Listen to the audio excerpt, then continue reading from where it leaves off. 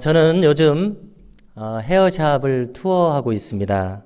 무슨 말씀인가 하면 3월에 이곳에 와서 지금 이제 11월에 접어들었지만 아직 붙박이로 헤어샵을 정하지 못했습니다. 왜 그러냐면은 얼마 전까지 잘 다니다가 이렇게 좀 쥐를 파먹었다고 생각하니까 또 옮기고 싶어졌습니다. 그래서 제가 이번에 간 곳은 조금 시간이 지나니까 저보고 목사님이냐고 합니다. 그래서 속으로 어떻게 하셨지? 아마 이제 제가 쥐 파먹어서 이렇게 옮겨왔다고 했을 때 잠깐 정신을 놓치셨는지 이렇게 머리가 쥐 파먹었더라고요 라고 약간 교양 있게 얘기해서 티가 난 것 같습니다. 에이, 쥐 파먹어서 옮겼어요 이렇게 해야 티가 안 났을 텐데 그렇게 알아보셨습니다. 그래서 그리 기분이 나쁘지 않았습니다. 그리고 어느 교회 목사님이시냐고 물으셔서 답을 할 수밖에 없었습니다. 그러니까 또 마지막에 좀 깎아주시겠다고 하시는 겁니다. 11,000원인데 10,000원으로 깎아주십니다. 그래서 제가 아유 더 받으시지 그러세요 그랬습니다. 그런데 제가 이제 나와서 보니까 감사합니다라는 말을 했는지가 가물가물한 겁니다. 감사합니다를 했어야 되는데 왜냐면은 미담교회 이제 목사인 줄 아니까 신경이 쓰이는 겁니다. 목사라고 해서 이렇게 우대를 받아놓고서 감사하다는 말씀도 안 드렸으면 이건 적지 않은 결례가 되지 않겠습니까? 그래서 이렇게 적재적소에 감사를 표하는 것이 이렇게 중요한 것이구나 하는 생각을 했습니다. 오늘 우리 말씀을 보니까 우리가 잘 아시는 영화 배너의 한 장면이 떠올랐습니다. 자, 배너에게는 어머니가 있었는데 이제 미리암이라고 하고요. 또 여동생이 있었는데 디르사라고 하는 이 모녀가 나병에 걸렸습니다. 5년 동안이나 이 감옥에 갇혀 있는 동안에 나병에 걸린 겁니다. 그래서 그들은 이제 성읍 바깥에 나 환자들이 집단으로 거주하는 굴 속에서 생활을 해야 했습니다. 그런데 그 집안의 노예였지만 이제 베너와 사랑하게 된 에스더라고 하는 여주인공이 예수님에게 가면 이 병이 나을 수 있다 이렇게 말한 것입니다. 그래서 이 모녀와 베너가 성 안으로 들어왔습니다. 예루살렘 성 안으로 들어보니까 이제 막 예수님께서 십자가를 지시고 저 골고다 언덕으로 가시는 도중이었습니다. 그런데 가시다가 예수님이 이제 쓰러지신 겁니다. 그러니까 베너가 물을 떠서 예수님에게 가져다 드립니다. 예수님과 눈이 마주칩니다. 베너가 깜짝 놀라는 표정이 나옵니다. 왜냐하면 그런 상황에서 예수님의 눈빛이 그렇게 평온하게 보일 수 없다는 듯이 이 장면이 연출이 되었습니다. 그리고 결국 주님께서는 십자가에 못 박혀서 돌아가셨습니다. 자, 돌아가시는 순간이었습니다. 온 세상이 어두워졌고 천둥번개가 치기 시작합니다. 또 뇌우가 흩뿌려집니다. 그런데 그 순간에 어머니 미리암과 여동생 디르사의 나병이 깨끗하게 나아버립니다. 그리고 뿐만 아닙니다.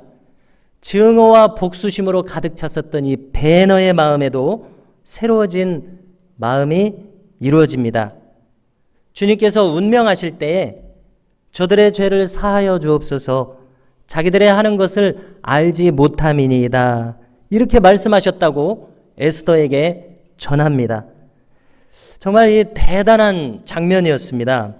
두 모녀의 나병이 치유됨과 더불어서 주인공 베너의 마음이 이렇게 증오심이 치유되는 이 마지막 장면이 정말 이 영화의 클라이막스를 이루면서 끝납니다. 오늘 본문에서도 우리가 이 나환자들이 치유받는 장면이 나옵니다. 자, 주님께서 예루살렘을 향하여서 떠나셨습니다. 갈릴리에서 사마리아로 가시는 그 노정에서 어느 마을에 들어가셨습니다. 그러자 10명의 나환자들이 저 멀찌감치 서서 소리를 쳤습니다. 왜냐하면 그들은 정상인에게 다가설 수 없는 사람들이지 않습니까? 왜냐하면 전염된다고 믿었기 때문에 그렇습니다. 그래서 돌에 맞기 십상이기 때문에 다가갈 수가 없었습니다. 예수 선생님이여 우리를 불쌍히 여기소서 이렇게 소리칩니다. 자, 얼마나 그들이 절박한 심정이겠습니까? 저는 이제 요즘에는 이 나환자들을 한센인이라고 부르고 있는데요. 이 한센인 교회에서 3년 동안 교역자로 섬긴 경험이 있습니다. 제가 그분들하고 함께 지내면서 유독 기억에 남는 한 가지가 있습니다. 그것은 무엇이냐면 이분들께서는 왜 그러신지 교역자를 좀 각별하게 대우하시는 느낌을 받았습니다. 조금 죄송스러운 말씀이 될 수 있겠습니다만은 제가 이 교회에 있다가 다른 교회를 가니까 교역자들을 이분들이 정말 각별하게 대하셨구나 하는 그것을 더욱 느낄 수가 있었습니다. 그래서 왜 그러셨을까? 왜 그렇게 교역자를 귀중하게 대하실까 생각했더니 그분들이 겪으신 어려움과 고통이 깊지 않습니까? 그러다 보니까 하나님 앞에 더욱 간절한 마음이셨을 것이고 그것이 바로 그렇게 겸손한 모습으로 나타나신 것이 아닌가 그런 생각을 해봤습니다. 오늘 10명의 나환자들이 나오고 있는데요. 그들도 그들이 겪고 있는 어려움 때문에 한결같이 간절한 모습이었습니다. 그래서 주님께서 그들에게 말씀하셨습니다. 가서 제사장들에게 너희의 몸을 보이라 말씀하셨습니다. 자, 이것은 무슨 뜻입니까? 너희들을 낫게 하였으니 나병이 나았다는 판정을 받도록 제사장에게 보여라 이런 말씀입니다. 우리가 잘 아시는 대로 그때 당시에 제사장들은 의사처럼 어떤 병이 나았다 하는 것을 판정하고 어떤 문제들에서 판결할 수 있는 재판관과 같은 그런 역할을 하는 사람들이었습니다. 그들은 뒤돌아서 갔습니다. 정말 나으리라는 확신을 가지고 그들이 가고 있었는지 의심하면서 가고 있었는지 우리는 알 수 없습니다. 성경에 기록이 없기 때문입니다. 자, 그런데 확실한 것은 그들이 가다가 깨끗하게 나병이 낫게 된 사실입니다. 얼마나 놀라운 일입니까? 자, 그런데 오늘 본문이 특별하게 기록하는 것이 있습니다. 그것은 그 많은 사람들 중에서 오직 한 사람만이 주님에게 돌아왔습니다. 그리고 주님의 발 아래에 엎드려서 감사를 드렸습니다. 그러자 주님이 하신 말씀입니다. 10사람이 다 깨끗함을 받지 아니하였느냐? 그 9은 어디 있느냐? 이 사마리아 사람 외에는 하나님께 영광을 돌리러 온 자가 없느냐? 이렇게 말씀하셨습니다. 자, 주님께서 분명한 것은 무엇입니까? 주님께서 낫게 하시는 데 있어서 감사를 해야지만 낫게 해주겠다 하고 감사를 조건으로 붙이신 것은 아니셨습니다. 그런데 말씀하시기를 그 9은 어디 있느냐 하셨지 않습니까? 자, 무슨 뜻입니까? 주님의 마음에 섭섭하심이 생기게 된 겁니다. 비록 감사해야 낫게 해준다고 조건을 붙이지는 않으셨지만 그들이 돌아와서 하는 감사가 없었을 때에 은혜를 베푸셨던 주님은 무엇인가 서운해지셨다는 것입니다. 자, 그리고 이 감사가 낫는 데 있어서 조건이 아니었을 뿐만 아니라 나은 후에 와서 감사 인사를 드리는 것이 또 의무는 아니었습니다. 그렇지만 주님께서는 은혜를 베푸신 입장에서 서운하게 생각하셨습니다. 그러므로 우리는 무엇을 할 수 있습니까? 감사라고 하는 것은 은혜를 받은 사람이, 낫게 된 사람이 응당 표해야 할 무엇이구나 하는 생각을 가지게 됩니다. 자, 지난 주간까지 우리 교회에서는 새벽에 시편들을 살펴봤습니다. 자, 대부분의 시가 다윗의 시이지 않습니까? 그런데 이 다윗의 시를 보면은 다윗은 줄곧 계속해서 감사하고 찬양하고 하나님께 영광을 돌립니다. 이 시에서도 감사했는데 저 시에서도 또 감사합니다. 자, 한 번은 이 다른 성경 기록에서는 찾을 수가 없지만은 시편 30편을 보니까 다윗이 죽을 뻔했던 모양이구나 하는 것을 우리가 느낄 수 있습니다. 그가 기록하기를 스올에 내려갈 뻔했다고 기록합니다. 자, 스올이라고 하는 말은 무덤이라는 뜻입니다.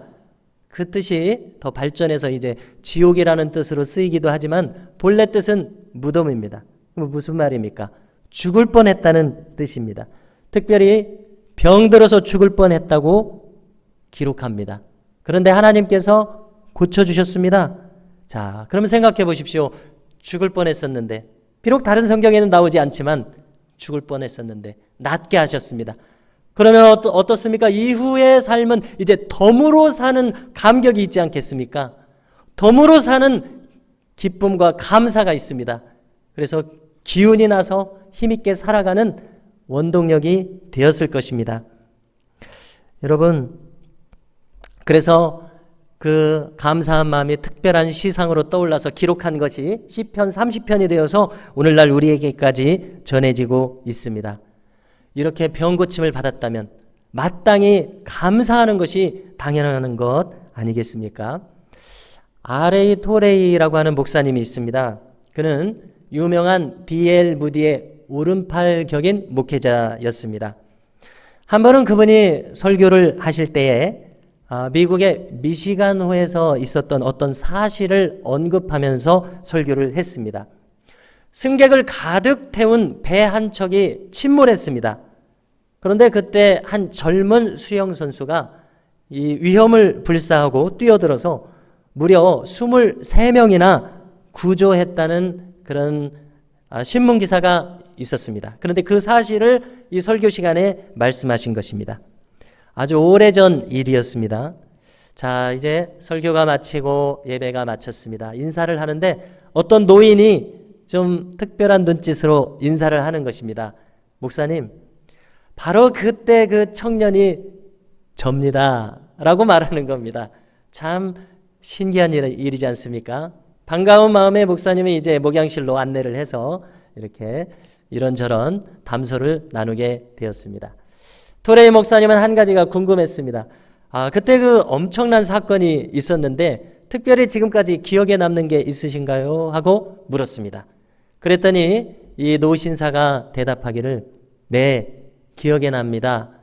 뭐냐면 그 많은 사람들 중에서 한 명도 저에게 와서 감사한 사람이 없다는 것이 기억이 납니다. 이렇게 답을 합니다.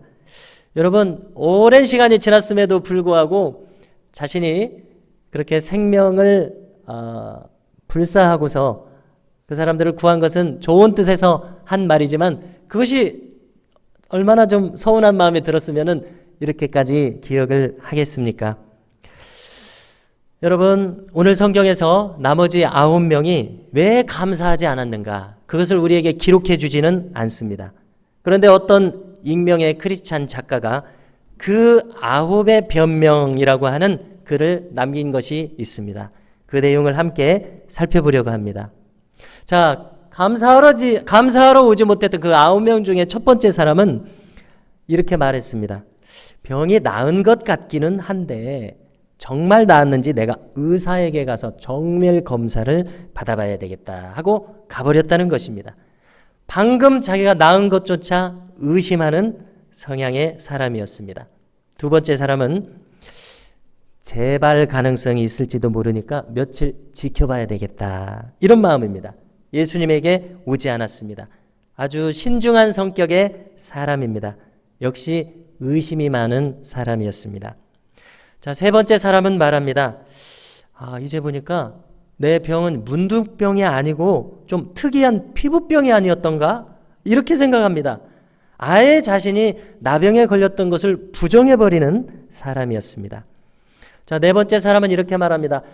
내 병은 이제 나을 때가 돼서 자연스럽게 나은 것일 거야. 이렇게 자연 치유되었다고 생각하는 사람입니다. 이렇게 예수님의 은혜를 부인했습니다. 다섯 번째 사람입니다. 그는 자기가 병 걸리기 전에 가졌었던 이 밭과 재산이 궁금해서 빨리 그것을 살펴보기 위해서 갔습니다. 먹고 살아야 되니까 거기 가기 바쁜 마음에 예수님께 오지 않았습니다. 참으로 지극히 현실 중심적인 사람인 것을 알 수 있습니다. 여섯 번째 사람입니다. 그는 병 걸리기 전에 함께 살았던 가족들의 안부가 궁금했습니다.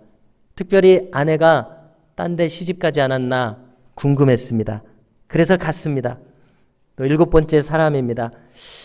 예수님께서 뭐 특별히 해주신 게 없지 않나? 이런 생각입니다.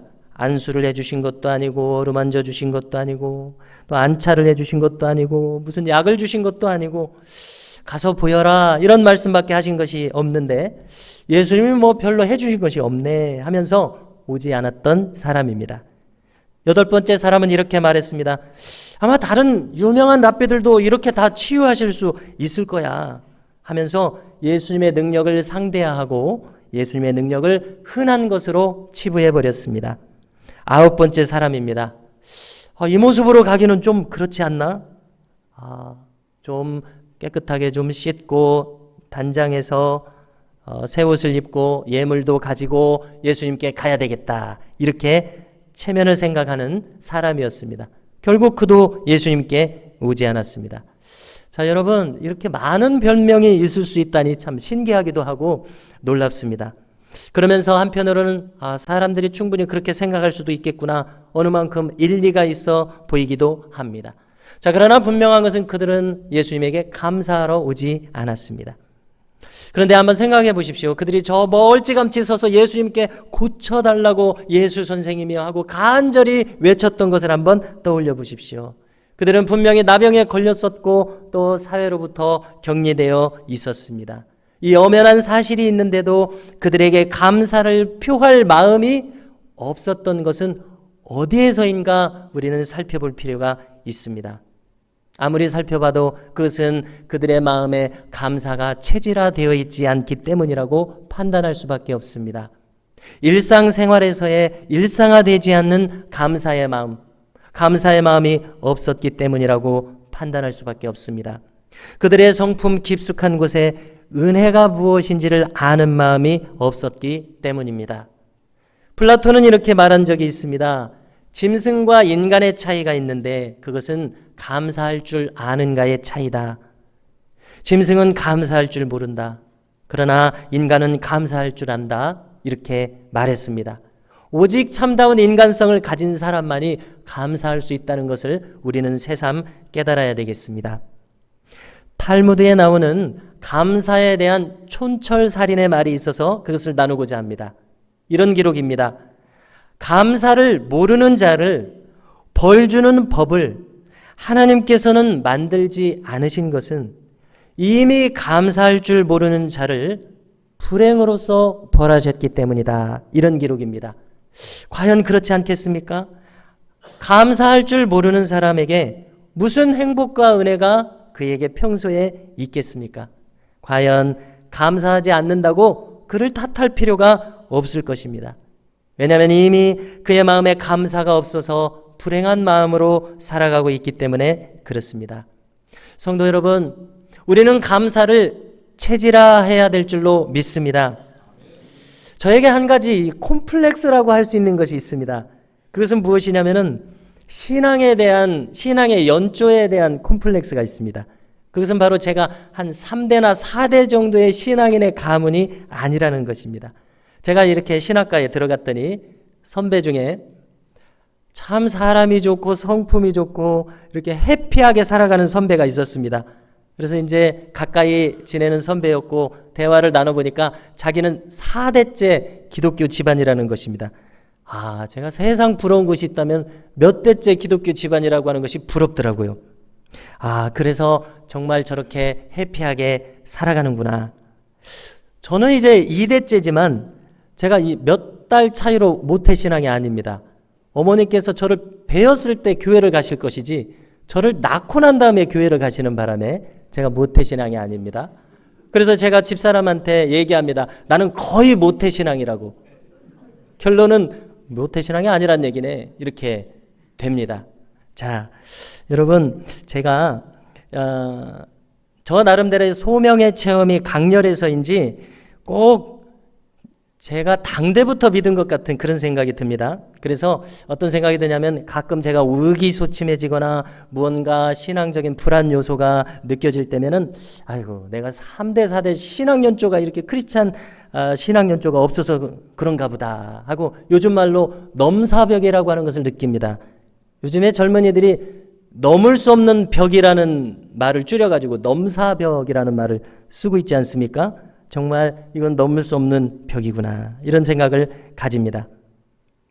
그런데 여러분, 진실은 무엇입니까? 저 10명의 나병 환자들을 다시 한번 생각해 보십시오. 그 중에 감사하러 달려온 한 사람이 있었습니다. 그는 체면을 차리지 않았습니다. 의심하지 않았습니다. 그저 자기가 있는 모습 그대로 감격하는 모습으로 주님 앞에 나왔습니다. 우리가 당대에 믿었으면 어떻습니까? 또 3대 4대를 믿었으면 어떻습니까? 지금 우리가 1대1로 주님과 교통하고 있느냐 아니냐가 중요한 줄로 믿습니다. 지금 내가 주님과 교통하고 있다면 그처럼 감사한 일이 어디 있습니까? 성도 여러분, 우리가 지금까지 살아오면서 크건 작건 주님께서 주신 은혜로 생각할 수 있는 감사의 감격이 나에게 있는지 물으시기 바랍니다. 참으로 바라기는 체질화된 감사의 감격을 우리가 가질 수 있기를 주님의 이름으로 축원합니다. 일상 속에서 우리가 감사할 수 있는 감사의 성품을 가지시기를 주님의 이름으로 축원합니다. 정말 이 감사의 마음이라고 하는 것은 인간의 심령 깊숙한 곳에서 나오는 반응임을 알 수 있습니다. 그러므로 어느 날 갑자기 우리가 감사하지 않던 사람이 감사할 수는 없다는 것을 알게 됩니다. 감사가 체질화되어서, 그래서 그 나머지 9은 어디 있느냐라고 말씀하시는 주님의 안타까운 말씀이 아니라 이 마지막 한 사람처럼 내 믿음이 너를 구원하였다고 하는 믿음과 은혜의 사람, 감사의 사람으로 살아갈 수 있기를 주님의 이름으로 축원합니다. 기도하시겠습니다. 주님, 지난날의 어려운 형편을 극복하게 하시고 말할 수 없는 은혜로 저희들을 인도해 주셨지만 어느덧 저희들은 주님의 은혜를 망각하기 쉬운 어리석은 인생인 것을 고백합니다. 주님, 지금까지 베풀어 주셨던 크신 은혜를 하나하나 기억하게 하시고 무엇보다도 감사함으로써 주님을 찬양하며 영광 돌리게 하여 주옵소서. 예수님의 이름으로 기도하오며 이제는 우리의 신앙을 함께 고백하오니